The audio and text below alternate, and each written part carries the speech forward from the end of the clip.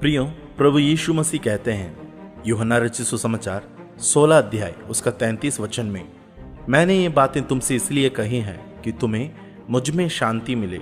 संसार में तुम्हें क्लेश होता है, परंतु ढाढ़स बांधो, मैंने संसार को जीत लिया है। प्रभु में प्रियो, सताव से मसीह लोग नहीं डरते हैं, क्योंकि दुनिया के इतिहास में सबसे ज्यादा सताए गए व्यक्ति हमारा प्रभु यीशु मसीह है। इस कारण प्रभु यीशु मसीह के पीछे चलने वाले लोगों को मौत के डर नहीं रहता है, क्योंकि हमें जीवित रहना मसीह और मरना लाभ है। प्रभु यीशु मसीह के चेले लोगों को भी बहुत क्रूर रीति से सताया गया था। पहली शताब्दी में मसीह लोग सताए जाने के मुख्य कारण यह था कि वे लोग इस बात को कहते थे कि यीशु ही प्रभु है। जब रोमी सरकार विश्व में शासन करते समय कैसर पूरी दुनिया का राजा थे, उनके जन्मदिन के अवसर पर हर कोई कैसर के सामने अपनी जुबान से ये कहते थे कि कुरियोस कैसर, यानी कैसर हमारी प्रभु है। लेकिन जिस वक्त परमेश्वर का वचन सुनकर लोगों ने प्रभु यीशु मसीह पर विश्वास करने लगे, तब से उनके सामने की सबसे बड़ी चुनौती ये रही थी कि कैसर नहीं बल्कि यीशु मसीह है प्रभु कहना। जैसे रोमियो की पत्री 10 अध्याय उसका 9 वचन में लिखा है कि यदि तू अपने मुंह से यीशु को प्रभु जानकर अंगीकार करे और अपने मन से विश्वास करे कि परमेश्वर ने उसे मरे हुए में से जिलाया, तो निश्चय उद्धार पाएगा।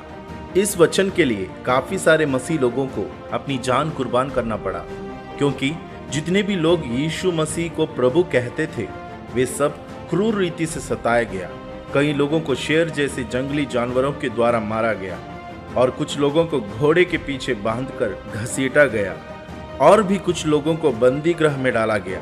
वैसे तरह तरह के रीति से प्रथम कलीसिया की मसीह लोगों पर भारी सताव पड़ी, और आज तक हम देख सकते हैं कि प्रभु यीशु मसीह के लिए जितने सारे लोग शहीद हुए होंगे उतना किसी और के लिए कभी नहीं हुई है। आज भी कलीसिया इस बात को जानना जरूरी है कि मसीह का मार्ग सिर्फ चिन्ह और छुटकारा के मार्ग नहीं बल्कि संकट और सताव के भी है। इस कारण यीशु मसीह ने कहा मत्ती रचित सुसमाचार 7 अध्याय उसका 13 वचन में, सकेत फाटक से प्रवेश करो, क्योंकि चौड़ा है वो फाटक और सरल है वो मार्ग जो विनाश को पहुंचाते हैं, और बहुत से हैं जो उससे प्रवेश करते हैं। क्योंकि सकेत है वो फाटक और कठिन है वो मार्ग जो जीवन को पहुंचाता है, और थोड़े हैं जो उसे पाते हैं। आजकल विश्वासी लोग प्रभु के लिए दर्द सहने के लिए तैयार नहीं होते हैं। केवल वे ये चाहते हैं कि अपनी सारी दर्द को यीशु मसीह उठा ले। जब पहली शताब्दी में प्रेरितों को सताया गया तब वे इस प्रकार कहते थे।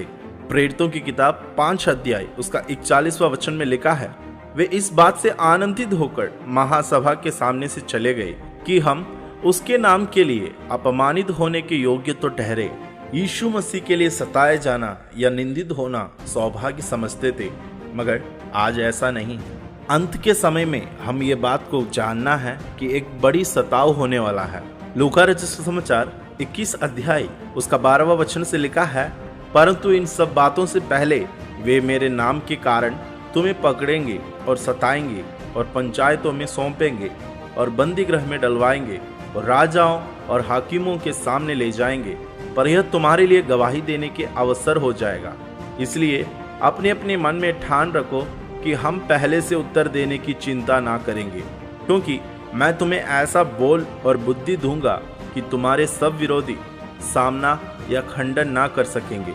तुम्हारे माता पिता और भाई और कुटुंब और मित्र भी तुम्हें पकड़वाएंगे, यहाँ तक कि तुम में से कुछ को मरवा डालेंगे। मेरे नाम के कारण सब लोग तुमसे बैर करेंगे। आने वाली एक बड़ी सताव के विषय में प्रभु यीशु मसीह कहता है, अंत के समय में कलीसिया इन सभी बातों को सामना करने के लिए तैयार होना जरूरी है। एक बड़ी सताव सहने के लिए हमारी शरीर प्राण आत्मा को हमको तैयार करना होगा, ताकि जब इन सारी बातें बीत जाएगी तब हम अपने प्रभु यीशु मसीह के साथ रहने पाएंगे।